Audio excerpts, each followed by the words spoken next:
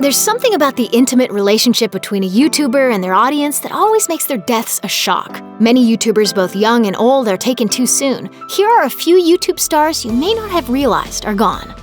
Will Norton.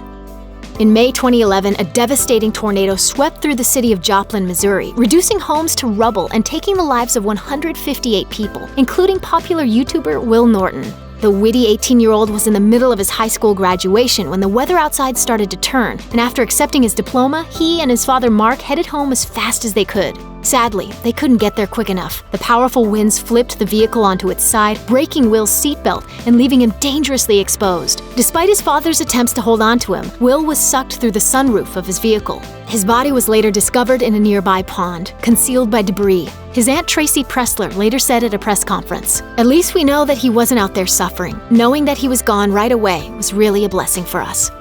Sophie Anderson. British YouTuber Sophie Anderson, aka Sophie Emma Rose to her subscribers, ran her channel from the sunny beaches of Phuket, southern Thailand, giving parenting advice that sometimes proved controversial. The 41-year-old was 6 months pregnant when the scooter she was on collided with an 18-wheeler truck, killing her and her unborn child. 29-year-old boyfriend Danny Glass said in a 2017 Facebook post, "I am in total shock as I've lost the most precious person I had ever connected with. My brain keeps going into denial. I am distraught. She was also pregnant, so I lost my child too." Tamisha Ridge.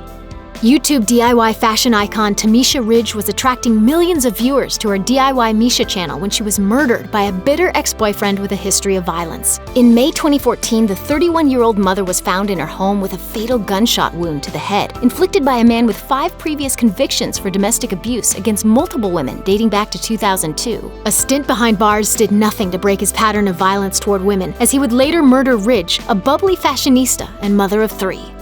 Caleb LeBlanc.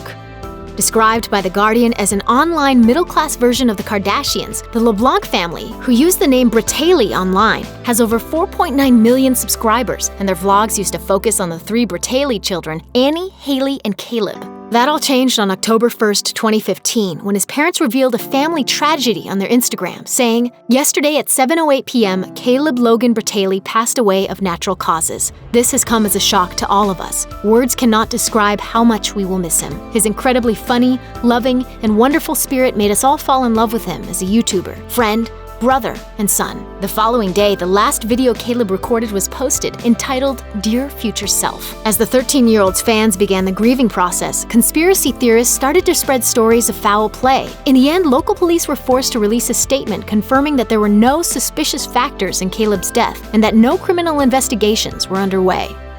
Connie Kin.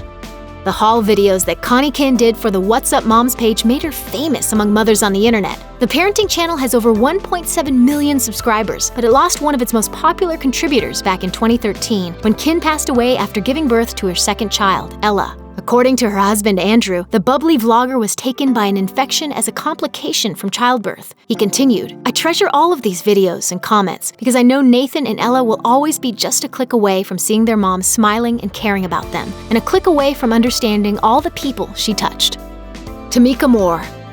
Known to YouTube as Michi Monroe, Tameka Moore's channel featured hairstyle tips and tutorials. She started out in the fall of 2010, and by early 2014, she was attracting viewers in the millions, but her life and online career were turned upside down later that year. Shortly before her 29th birthday, Moore began to notice one side of her face was drooping, and she was having trouble with her speech. The doctors had bad news. She had suffered 3 strokes. After performing some exploratory surgery, they diagnosed her with an extremely rare form of brain cancer, and knowing the treatment would make her hair fall out, she voluntarily shaved her head and donated it to Locks of Love. Moore told People, "I cried.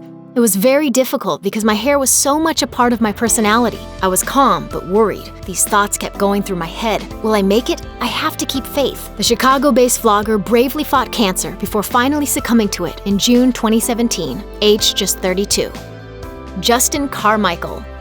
Gamer Justin Carmical was part of the first generation of YouTube gamers, well known for his enthusiastic You Can Play This series, in which he would import video games from Japan and teach people how to play them without knowing the language. Off camera, he was having suicidal thoughts, and he acted on them in January 2014. His wife Jenny wrote on Facebook, "It is with a very sad heart that I must confirm my husband, Justin Carmical, died on Thursday, January 23rd. You all made him so happy. Every time he was recognized from his videos, it made him giddy with joy." Peter Oakley.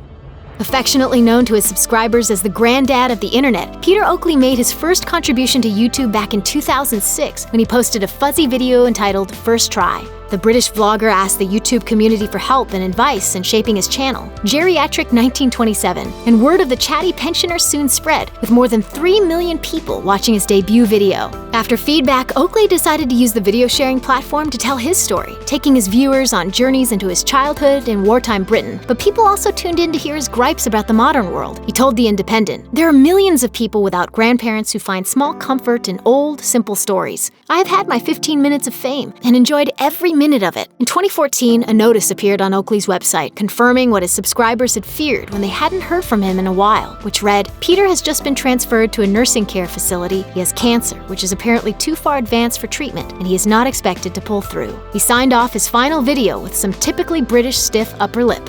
Sort of in conclusion, I will say my possibly final goodbye. So, goodbye.